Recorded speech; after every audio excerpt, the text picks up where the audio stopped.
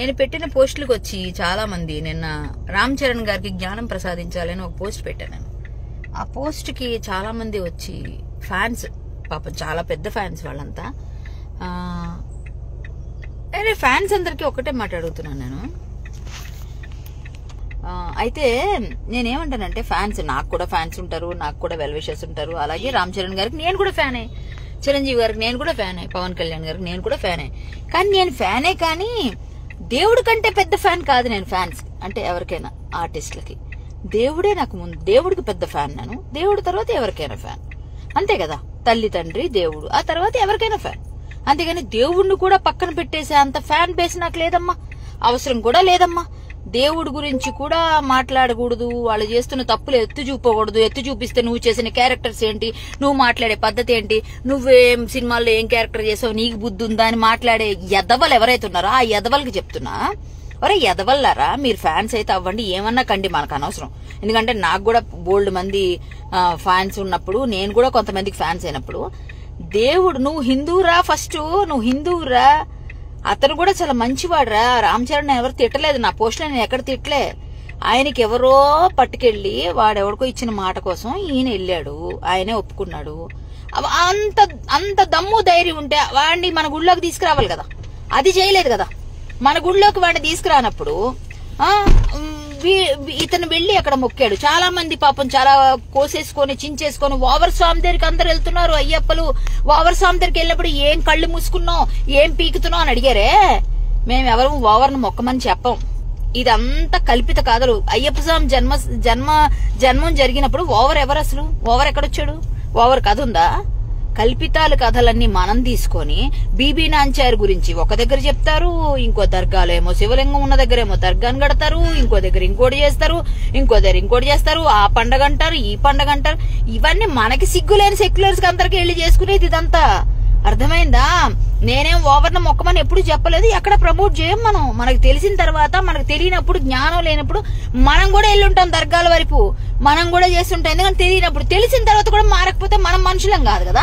కనీసం వాళ్లకున్న నియమ నిబద్ధత మనకు లేకపోతే ఎట్లరా? కొంచెమైనా ఆలోచన లేదా ఎవరికి? కనీసం ఆలోచన లేదా? వెళ్ళడం వెళ్ళకపోవడం అది మాలలో ఉన్నప్పుడు ఒక దగ్గరికి వెళ్లి బొట్టు కూడా పెట్టుకోకుండా కొన్ని పనులు చేస్తున్నారు. ఇంకెవరో పెట్టారు ఆ కామెంట్స్ లో, యోగీజీ దర్గాకి వెళ్లిన ఫోటో. ఎస్, ఆయన ముఖ్యమంత్రి, ఆయన ఒక పొజిషన్ లో ఉన్నారు. అతను అన్ని మతాల్ని, అన్ని ధర్మాల్ని, అన్నిటినీ పాటించాల్సిన పరిస్థితి వస్తుంది. ఆయనకంటూ ఒక నియమం ఉంటుంది. ఆయన ఒక పద్ధతిలో, నియమంతో ఆయన ఏదో కట్టుబడి బ్రతుకుతూ ఉన్నాడు. ఒక సన్యాసిగా బ్రతుకుతున్నాడు. ఎలాగో ఉన్నాడు. ఆయన ఉన్నప్పుడు ఆయన అందరికీ న్యాయం చేయాలని మా దగ్గరకు వచ్చి మాకు ఒకసారి కనిపించాలి అన్నప్పుడు వెళతాడు. ఆయన వెళ్ళాడు కానీ టోపీలు పెట్టుకోలేదు కదా. వాళ్ళు పెడితే టోపీ పెట్టుకోలేదు కదా. మనమేమో టోపీలకి వెళ్తాం, ఇఫ్తార్ విందులు తింటాం, అవి చేస్తాం, ఇవి చేస్తాం. వాళ్ళెవరు మన వరకు చేంజ్ చేయరు. అది మనకి లేని బుద్ధి. మనం మాట్లాడుకుంటుంటే ఈ ఫ్యాన్స్ అందరికి ఎక్కడ లేని పొడుచుకొచ్చేస్తుందయ్యా, ఎక్కడ లేనివని వచ్చేస్తున్నాయి. ధర్మం గురించి మాట్లాడే దమ్ము ఒక్కడికి లేదు. మళ్ళీ ధర్మం గురించి పనిచేసే పని ఒక్కడికి లేదు ముందు. కానీ వచ్చేసి ఫుల్ గా ఎవరినైతే వాళ్ళని ఏది పడితే అది మాట్లాడడానికి మాత్రం రెడీ అయిపోతారు. అందరూ మొత్తం రెడీ అయిపోతారు టోటల్ గా. నా క్యారెక్టర్స్ ఏం చేశానో మీకు కావాలి, నేను ఎక్కడెక్కడ ఏం చేశానో కావాలి, ఎప్పుడు ఏం చేశానో కావాలి. రామ్ చరణ్ నేను ఫ్యాన్ కదా, ఏంటి మన ఏమంటారు చిరంజీవి గారికి నేను ఫ్యాన్ కదా, పవన్ కళ్యాణ్ గారికి నేను ఫ్యాన్ కదా, ఫ్యాన్నే. కానీ నేను పెద్ద ఫ్యాన్ ఎవరికంటే నా స్వామికి, నా దేవుడికి, నా ధర్మానికి, నా హిందుత్వానికి, నా యొక్క ఏదైతే నా దేశం కోసం, ధర్మం కోసం పనిచేసే పెద్ద మహానుభావులు ఎవరైతే ప్రాణత్యాగాలు చేశారో వాళ్ళకి ఫ్యాన్ నేను. ఆ తరువాత నేను హీరోలకి ఫ్యాన్. అంతేగాని తల్లి తండ్రులు ఇచ్చిన డబ్బులన్నీ తీసుకెళ్లి హీరోల మీద పువ్వులు జల్లి, లేకపోతే వాళ్ళ కోసం పెద్ద ఏమంటారు పేపర్లు చింపేసి, థియేటర్లో బట్టలు చింపేసుకొని ఇట్లాంటి ఫ్యాన్ కాదు నేను. తల్లిదండ్రులని ఏడిపించేసి, డబ్బులు తీసుకొచ్చేసి వాళ్ళ పుట్టినరోజులు పాలాభిషేకాలు చేసే ఫ్యాన్ కాదు నేను. అర్థమైందా? నేను చేయాల్సింది ఏంటో నేను అది చేస్తా. నేను నా ధర్మం కోసం, నా దేశం కోసం, నా గోవుల్ని రక్షించడంలో నేను ఫ్యాన్ గా ఫీల్ అవుతా. గోమాతల్ని ఎవరైతే రక్షిస్తారో వాళ్ళకి నేను ఫ్యాన్ అవుతా. అర్థమైందా? నేను అది చేస్తా. ఎవరైనా ఏదైనా డౌట్ ఉంటే నా దగ్గరకు వచ్చి మాట్లాడరా, మీకు దమ్ము ధైర్యం ఉంటే. అర్థమైందా? డైరెక్ట్ గా వచ్చి మాట్లాడండి. నేను రామ్ చరణ్ తో ఉన్న ఫోటోలు షేర్ చేయమంటారా? నేను ఫ్యాన్ అవగా తెలుస్తుంది. ఆయన విగ్రహాలు పట్టుకుని రామ పరివారాన్ని తీసుకొని విమానం మీద వెళుతున్నప్పుడు కూడా పూజలు చేసుకుంటాడంటే సూపర్ అని పోస్టులు పెట్టిందని నేనే. ఈ రోజు మీరు మాట్లాడుతున్న ప్రతి మాటకి చెప్తున్నా, నేను ఫ్యానే, కానీ నా దేవుడికి నా ధర్మం తర్వాత ఎవరికైనా ఫ్యాన్ రాసి పెట్టుకుని అండర్లైన్ చేసుకోండి. నా తల్లి తండ్రిని, నా గురువులు, దైవాన్ని, నా ధర్మాన్ని నేను పాటించే వాళ్ళందరికీ నేను ఫ్యాన్. నా ధర్మాన్ని గౌరవించే వాళ్ళకి ఫ్యాన్. అంతేగాని మాలేసుకొని దర్గాకి వెళ్ళడం అన్నది తప్పు. ఎస్, తప్పు. అది పెద్ద తప్పు కాదు, చిన్న తప్పే, పెద్ద తప్పు కాదు. ఓవర్ దగ్గరికి వెళ్ళమని ఎవరు చెప్పారా మీకు అందరికి? వెళ్ళిన వాళ్ళు అందరినీ పట్టుకుని తన్నాడు ఫస్ట్. ఓవర్ దగ్గరికి వెళ్ళమని ఎవరని చెప్పారా? అసలు ఓవర్ అనే అతను ఎప్పుడున్నాడు, ఎక్కడ పుట్టాడు, ఎప్పటి నుంచి వచ్చింది, ఎక్కడ కల్పించారు, బీబీ నాంచారిని ఎక్కడ కల్పించారు, తర్వాత ఇక్కడ ఈ వేములవాడలో శివాలయంలో దర్గా ఎక్కడి నుంచి వచ్చింది? ఏంటివన్నీ? ఏం మాట్లాడుతున్నారు అందరూ? అర్థమైందా? రెహమాన్ పిలిచాడంట, ఈయన వెళ్ళాడంట. రెహమాన్ తీసుకొని రమ్మనండి మా తిరుపతికి. రెహమాన్ తీసుకురమ్మనండి. మేము ఏ గుడికి చెప్తా, గుడికి శ్రీశైలంకి. రెహమాన్ ఏమో ఎప్పుడో వాళ్ళ అమ్మ ముస్లిం కాబట్టి మారిపోయాడు అనుకుందాం. ఓకే, దిలీప్ నుంచి మారిపోయాడు ఆయన. వాళ్ళ ఫాదర్ వెళ్ళిపోయిన తర్వాత స్టోరీలు ఎవరికి తెలియవా? తెలుసు కదా. తర్వాత అతను ఎవరినో అమ్మాయిని పెళ్లి చేసుకున్నాడు. పెళ్లి చేసుకున్న తర్వాత ఆయన ఏదో, ఇప్పుడు ఆయన ఎవరు? తండ్రి ఎవరైతే అదే కదా వస్తుంది మనకి. తండ్రి హిందూ, సో దిలీప్ ఆయన తర్వాత రెహమాన్ అయ్యాడు. సరే, ఆయనకున్న నిబద్ధత మనకి లేదే, రామ్ చరణ్కి ఎందుకు లేదు? మాటిస్తే వెళ్ళిపోతారా మాల్లో ఉండి అని అడిగారు. అడిగిన వాళ్ళందరి మీద ట్రోల్ చేస్తున్నారని మాట్లాడుతున్నారు. ఇప్పుడు నేనేదో పోస్ట్, నేను కామ్గా అతన్ని ఒక్క మాట కూడా అనలేదు. జ్ఞానం ప్రసాదించాలి అంటే తెలుసుకోవాలి అన్న మాటకి మీకు ఫ్యాన్స్ అందరికి పొడుచుకొచ్చింది. ఏంటి ఫ్యాన్స్ కి పొడుచుకొచ్చింది? నేను ఆ ఫ్యాన్ లోనే ఉన్నాను. కానీ నువ్వు తెలుసుకోవాల్సింది ఏంటంటే, నువ్వు హిందువువి, నీ ధర్మం కోసం నువ్వు పని చేస్తున్నావా లేదా? నీ ఇప్పుడు ఫ్యాన్స్ అని చెప్పేసి మీరంతా పెద్ద పెద్ద కటౌట్లు కట్టి పెద్ద పెద్ద పాలాభిషేకాలు చేయడానికి డబ్బులు ఇంట్లో వాళ్ళు కూడా కష్టపడి తీసుకుంటారే మీరు. అప్పుడు ఆ డబ్బులని ఇంట్లో ఎంత ఇబ్బంది పడి ఇచ్చినా సరే, మా ఫ్యాన్స్ మేము ఇది అని చీరలు కట్టేసుకుని, చీరలు చింపేసుకొని, బట్టలు చింపేసుకొని, మళ్ళీ ఏమంటారు, వాళ్ళు వేసుకున్నట్లాంటి డ్రెస్సులు కొనేసుకోవడానికి ఇంట్లో వాళ్ళని ఇబ్బందులు పెట్టిన వాళ్ళు ఎంతమంది ఉంటారు? ఇవన్నీ చేయమని అని చెప్పారా నీకు ఎవరన్నా? ఇదే పనిలో పని. అక్కడ ఆవులు వెళ్ళిపోతున్నాయిరా, ఆవులు తరలిపోతున్నాయిరా. వెళ్ళి ఒక్కరోజు నిలబడ్డావరా? అర్ధరాత్రి వెళ్ళి నిలబడ్డావరా? వెళ్ళి నిలబడి ఒక్కసారి ఒక్క 2 ఆవులు కాపాడావరా నువ్వు వెళ్ళి ఎప్పుడైనా? ఒక్కసారి అక్కడ తిండి తిప్పలు లేక పూజారులు ఇబ్బందులు పడుతున్న వాళ్ళు చాలా మంది ఉన్నారు. వాళ్ళకి ఎప్పుడైనా వెళ్ళి గ్రాసం ఇచ్చావరా నువ్వు? నీ హీరో కోసం బట్టలు చింపుకుంటావా, గుడ్డలు చింపుకుంటావా? ఎవరైనా మాట్లాడితేనేమో ఇలా మా మీద కామెంట్స్ పెడతారు, ఇట్లా పిచ్చి పిచ్చిగా మాట్లాడతారు. నేను ఎందుకు రావట్లేదు తెలుసా లైవ్లకి? ఎందుకు రావట్లేదు తెలుసా పోస్టులకి? ఇలా అసలు ఎవడేం చేసినా, ఎవడేమనుకున్నా కూడా నాకు పట్టించుకోవాల్సిన అవసరమే నాకు లేదు. అర్థమైందా? నాకు పట్టించుకోవాల్సిన అవసరమే అసలు లేదు నాకు. ఎందుకంటే నేను అసలు ఆ స్టేజ్ దాటిపోయి చాలా రోజులు, అవసరం కూడా లేదు నాకు. బట్ నేను నా ధర్మం కోసం పని చేస్తుంటే నువ్వు చేసేది లేదు, గుడ్డి గడివి నువ్వు వచ్చి ఇక్కడ కామెంట్లు పెడతా ఉంటే ఎన్నిసార్లు ఊరుకుంటారా? పని పట్టలేదు అనుకుంటారు ఎవరికైనా ఇక్కడ? మీకు ఒక్కటే మాట చెప్తున్నా, నీకు చేతనైతే చేసింది తప్పుని నీ హిందుత్వం కోసం పనిచేసి నేను హిందువుని, నేను గర్వంగా చెప్పుకుంటా, కట్ర హిందువుని అని చింపుకో గుడ్డలు. అది పద్ధతి. అర్థమైందా? వాళ్ళకున్న అంటే వాళ్ళ తాలూకా ధర్మం పట్ల వాళ్ళకున్న నిబద్ధత నీకెందుకు లేదు అన్నది మా ప్రశ్న ఇక్కడ. అర్థమైందా? ఇప్పుడు నువ్వు ఎక్కడికో వెళ్ళిపోతావు, నువ్వేదో చేసుకుంటే మాకు సంబంధంలే. ఎంత కాదన్నా హిందువులే వచ్చి కామెంట్లు పెడితే ఒళ్ళు మండదా? నువ్వేంటి, నీ బేస్ ఎక్కడా, నువ్వెక్కడి నుంచి వచ్చావు, నీ పుట్టికేంటి, ఏమన్నది నీకు తెలియకపోతే ఇంకెందుకురా మనం? ఇది కదా నేను చెప్పేది. అందరూ నా తమ్ముళ్ళలాగా, నా అన్నలాగా చిన్నోళ్లే ఉంటారు. అందుకని అరే ఎవరైనా కూడా బాధపడక్కర్లేదు. ఎందుకంటే నాకు కోపం వచ్చింది కాబట్టి చెప్తున్నా. కోపం వస్తే మీ అమ్మ కూడా తిడుతుంది, మీ అక్క కూడా తిడుతుంది. అర్థమైందా?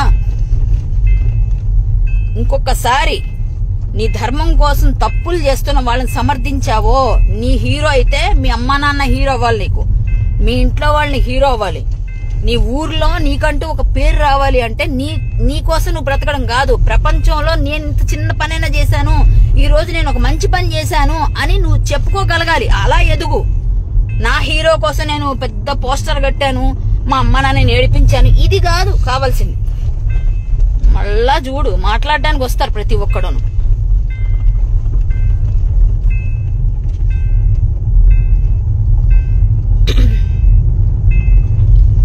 సో నేను ఒకటే చెప్తున్నాను బాబు, మీరంతా ఆలోచించుకోండి ఎవరిని ఏ విధంగా తిడుతున్నాం. నా క్యారెక్టర్ ఇక్కడ నాకు ఎందుకు కోపం వచ్చిందో చెప్తా. ఒకడెవడో కామెంట్ పెట్టాడు, యోగిజీ గారి గురించి పెట్టాడు, కోపం వచ్చింది. అలాగే నా క్యారెక్టర్, సినిమాలో చేసిన క్యారెక్టర్స్ గురించి. ఎస్, నేను సినిమాలో క్యారెక్టర్స్ చేస్తే నీకేంటి నొప్పి, నీకేంటి ప్రాబ్లం, నేనేం చేసుకుంటే నీకేంటి బాధ? నువ్వు నన్ను పోషించలే, నువ్వు నాకేం ఇయ్యట్లే. మా తల్లిదండ్రి నన్ను అడిగితే సమాధానం చెప్పాలి. నా ఇంట్లో వాళ్ళకి నేను ఆన్సరబుల్, నా గురువులకి నేను ఆన్సరబుల్. అర్థమైందా? నీవెవడో కోన్కిస్క గొట్టం గడికి నేను చెప్పాల్సిన అవసరం నాకు లేదు. నువ్వు పెట్టావే సంస్కారం, నీ అక్క కోసం నీ అమ్మ కోసం కూడా ఇలాగే పెడతామని అక్కడ బయటపడింది నీ సంస్కారం. అర్థమైందా? నా క్యారెక్టర్స్ కు ఇట్లాంటివి చేయకుండా ఉండాలి. ఇప్పుడు నేను రామ్ చరణ్ ఒక్క మాట కూడా ఆడలేదు. నాకు ఎవరి మీద ఎట్లానో అనిపించింది. ఈ ఓవర్ స్వామి గురించి మాట్లాడే వాళ్ళ మీద ఇంకా మంట నాకు. ఓవర్ స్వామి అని కూడా దానికి తగిలిచ్చారు. అసలు ఓవర్ అనే అతను ఎవరు? ఏదో పాండ్య చోళ దేశం పాండ్య దేశం ఇవన్నీ కలిపేసి ఏవో కథలు చెప్పకండి మాకు. అర్థమైందా? ఎప్పుడు అయింది ఈ కథ, ఎప్పుడు జరిగింది, ఇది ఎప్పుడు తెచ్చిపెట్టారు? అప్పటి నుంచి మన వాళ్ళు వెళ్ళి అక్కడికి వెళ్ళి కంపల్సరీ మొక్కాలి. అదే పని వేరే వాళ్ళు చేస్తున్నారా? నాకు ఒకటే నచ్చింది ఏంటంటే, నేను నమ్ముతా సనాతన ధర్మాన్ని, సనాతన హైందవ ధర్మాన్ని నేను నమ్ముతా. నేను ఒక్కదాన్నే హిందూ అని చెప్పను. నాతో ఒకటి హిందువులు, నాతో పాటు పనిచేసే వాళ్ళు ఎవరెవరైతే నిబద్ధతతో పనిచేస్తారో, నిబద్ధతతో ఉంటారో వాళ్ళందరి తరపున నేను ఈ మాట అడుగుతున్నా. వాళ్ళందరూ అడగలేకపోవచ్చు, అడిగినా రీచ్ అవ్వకపోవచ్చు, నేను అడిగితే రీచ్ అవుతుందని నేను చెప్తున్నా. అర్థమైందా? ఈరోజు ఈ ఒక పోస్ట్ పెడితే ఇన్ని మాటలు, పోస్ట్ పెట్టకపోతేనేమో ఎందుకు అడగలేదు అని అడుగుతారు. అసలు నేను పోస్ట్ పెట్టకపోయినా ప్రాబ్లం, పెట్టినా ప్రాబ్లం. అసలు మీరు అసలు ఏ విధంగా మీరు ఏం తీసుకుంటారు నాకు అనవసరం. నా మనసుకి ఏమనిపించింది, నాకేమనిపించింది అది కదా నేను చేయాలి. నీకోసం ఎందుకు నేను పని చేస్తాను, నీకోసం ఎందుకు నేను అన్ని ఆపుకోవాలి? అర్థమైందా? మీరు చేసేవన్నీ మనము ఏదైనా ఒక నిజాయితీగా పని చేసే వాళ్ళు ఎవరైనా ఉంటే ఒక కామెంట్ పెడితే బాధ అనిపిస్తుంది. పనికిరాని వాళ్ళు కామెంట్ పెడితే ఎందుకు తీసుకుంటాం? ఇప్పుడు రామ్ చరణ్ గారు చాలా మంచి పేరు ఉంది యాక్చువల్ గా అబ్బాయికి. అనవసరంగా తను ఇరికిచ్చాడు ఒక ఆయన. ఇప్పుడు నేను కూడా ఫ్యానే, నేను రామ్ చరణ్ తో ఫొటోస్ దిగాను. నేను అమెరికా వెళ్తున్నప్పుడు ఆయన కూడా సేమ్ ఫ్లైట్ లో అమెరికా వరకు ట్రావెల్ చేసినప్పుడు మాట్లాడాను. మా ఇంట్లో వాళ్ళతో చాలా మంచి అబ్బాయి, చాలా డౌన్ టు ఎర్త్, చాలా చాలా మంచి వ్యక్తులు వాళ్ళు. అలాంటి వాళ్ళని ఇప్పుడు మనం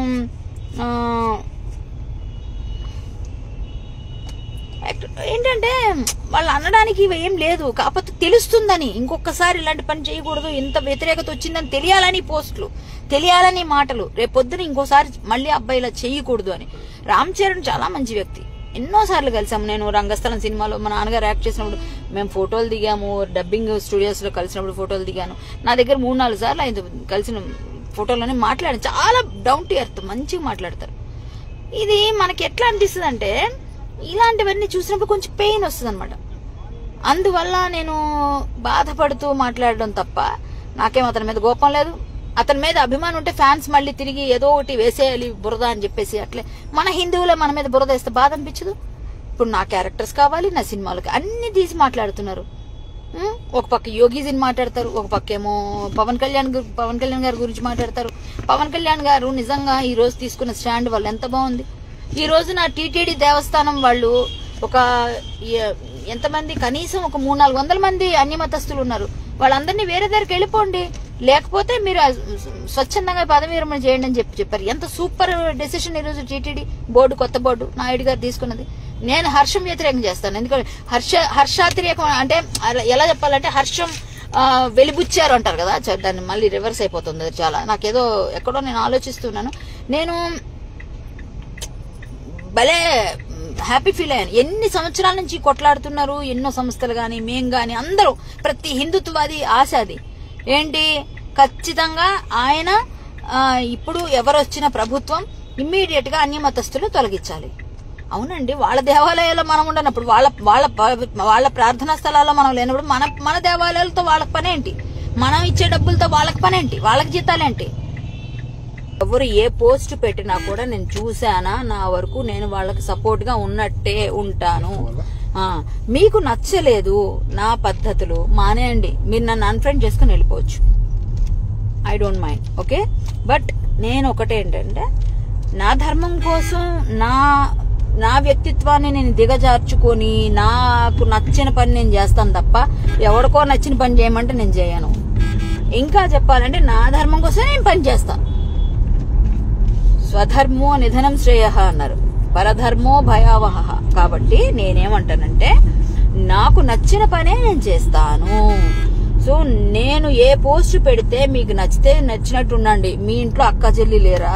నాకు ఇష్టం వచ్చినట్టుగా నీ క్యారెక్టర్స్ అవి అని ఫొటోస్ అక్కడ స్క్రీన్ షాట్స్ పెట్టి ఓవర్ స్వామ్ అని ఎవరన్నా మాలలేసినారు ఇప్పటికైనా మారండి. ఓవర్ స్వామ్ దగ్గరికి వెళ్ళి నెత్తి మీద జల్లుకోడాలు డాన్సులు ఎడలు చేయకండి. నేనైతే వ్యతిరేకిస్తానబ్బా. మీరు ఎవరేమనుకున్నా నన్ను తిట్టుకున్నా పర్లేదు, నేనైతే ఒప్పుకోను.